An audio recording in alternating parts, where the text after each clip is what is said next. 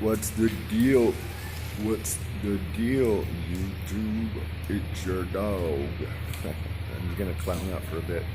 Um, so I just was trying to make a video and something fucked up. I'm very computer illiterate. I really have to get some help. I think next week I'm gonna go to the library and do some little bit of research. I might have some time to do it.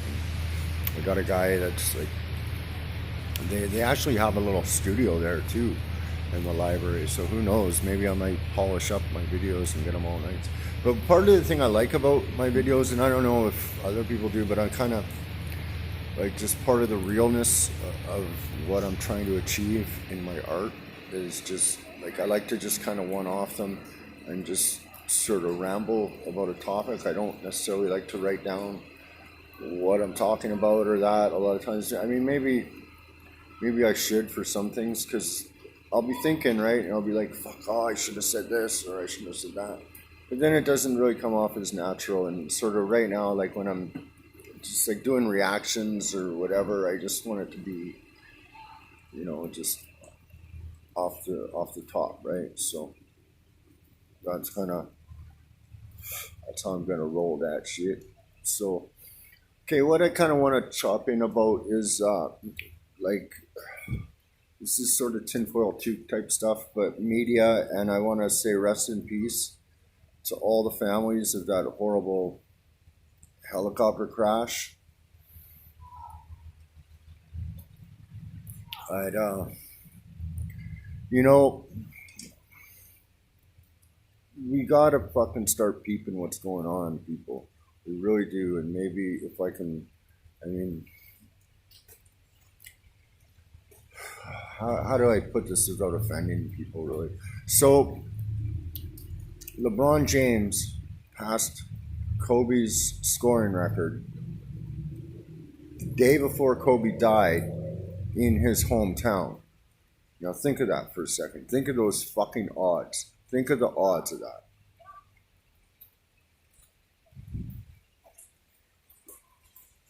There's so many of these celebrity deaths that have been happening lately. I mean, every month there's somebody else, and they get people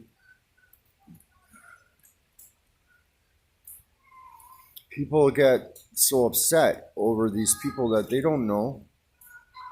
Um, these celebrities don't give a fuck about you.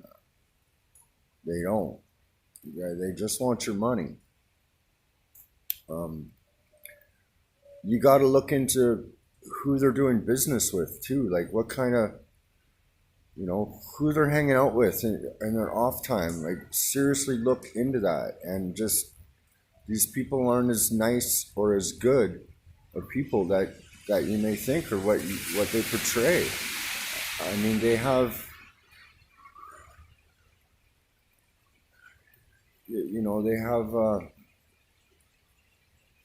media people to help their image, public image consultants and so forth, right? I mean, a lot of these people are given a choice and given a lot of money and a lot of power and ultimate power, and that corrupts. And you just, I mean, you really got to wonder.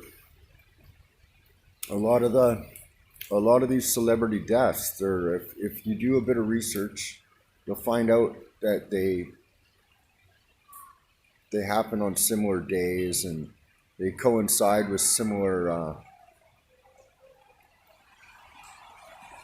like with a belief system, with like a pagan belief system and kind of shit. I mean, I know it's sounding kind of crazy and spaced out, and I'm not really like a truther channel or anything, so this could all be speculation. But what I'm saying is, like you got to try and start questioning things. Like people need a little more critical thinking. You just can't be so, oh my god, my favorite celebrity just died right off the hop, right? It's hey buddy, it's I mean, just for instance, like I've got, let me see if you can see this.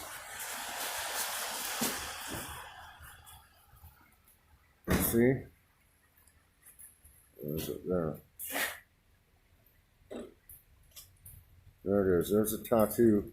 That's a tattoo I got, and that was my favorite celebrity god that I fucking worshipped, and I actually got him tattooed on me. His name's Frank Zappa.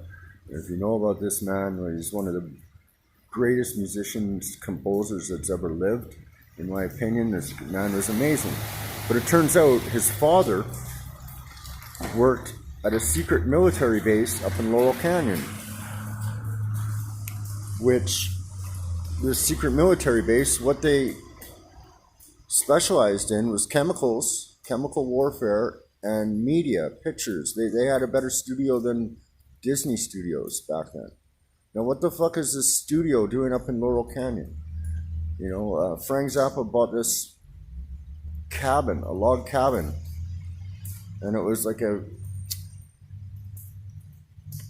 really popular hangout for the in crowd and all these up and coming rock stars and so on and so forth, right? He's an influencer of culture creation, right? This is, you know, and this is where all this LSD and acid and all this stuff came out in San Francisco all back in the 60s during the Vietnam War, right?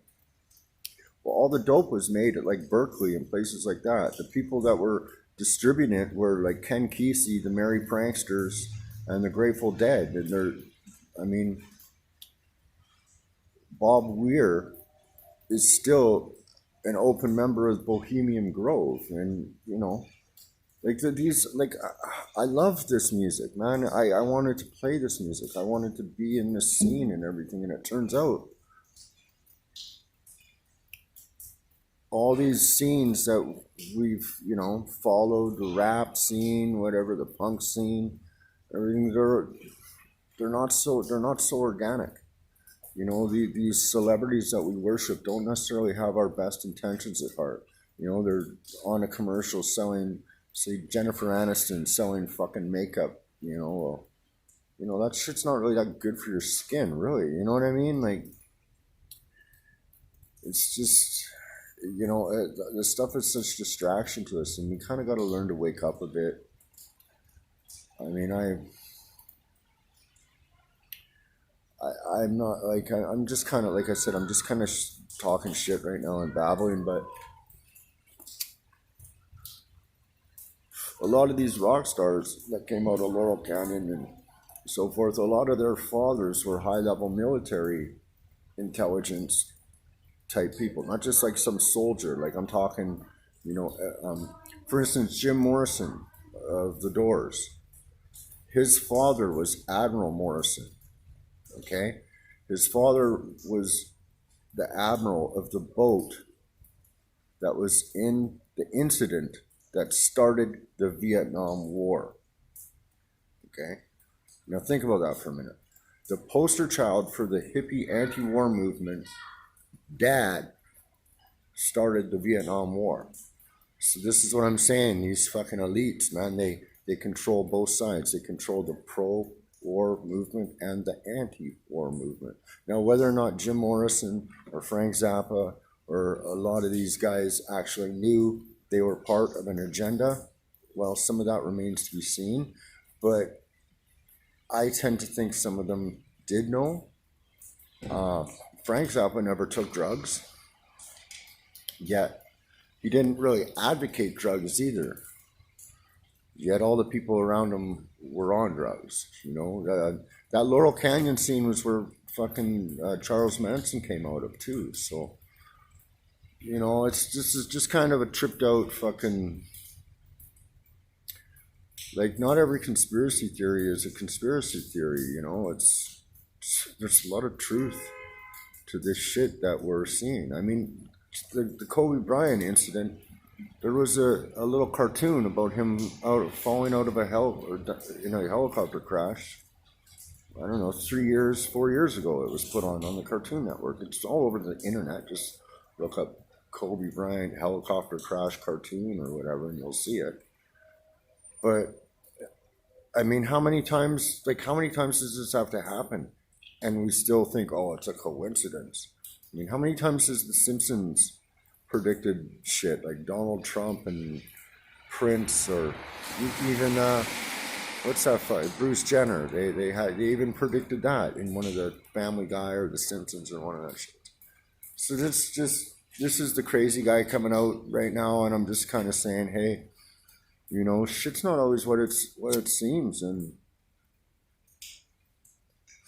you know, yeah, rest in peace, people, and it sucks that people are dying, or that we think that they're dying or whatever. I mean, I don't even know what to believe anymore. I really don't. I really don't. And maybe that's part of the agenda too, is to just confuse the fuck out of us. So who knows? Take care. Thanks a lot, eh?